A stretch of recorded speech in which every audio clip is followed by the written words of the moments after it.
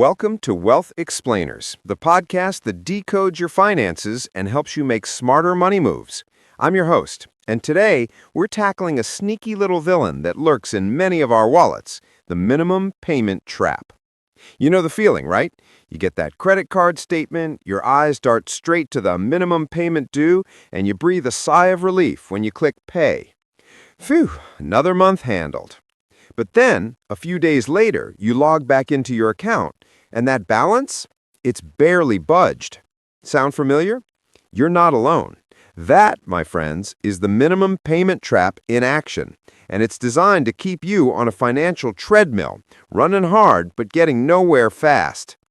Let me tell you about Sarah. Sarah was diligent. Every month, without fail, she paid the minimum on her credit card. She had a balance of about $3,000 from a few unexpected car repairs and a new appliance. She figured, hey, I'm paying it, it'll go down eventually.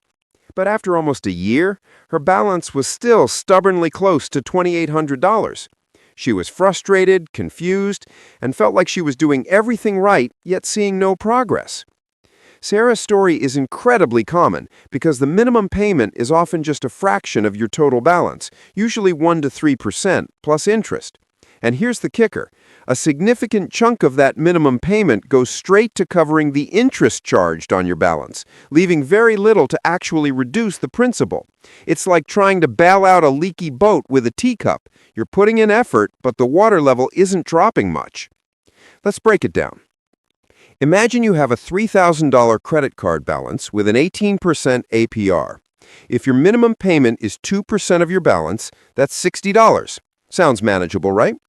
But out of that $60, a big chunk, maybe around $45, goes to interest. That means only $15 actually reduces your principal balance. At that rate, it could take you decades to pay off that $3,000, and you'd end up paying thousands more in interest than the original purchase was even worth. It's a shocking realization for many. So, how do you escape this cycle?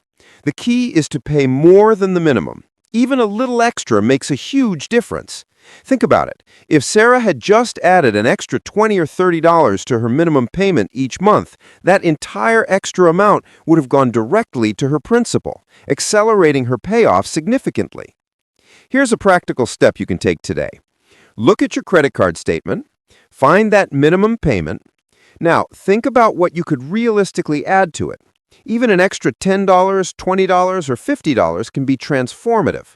Can you skip a fancy coffee once a week, pack your lunch a few extra times, sell something you no longer need? Every dollar above that minimum payment is a dollar that fights directly against your debt, saving you money and shortening your payoff time. And don't just take my word for it.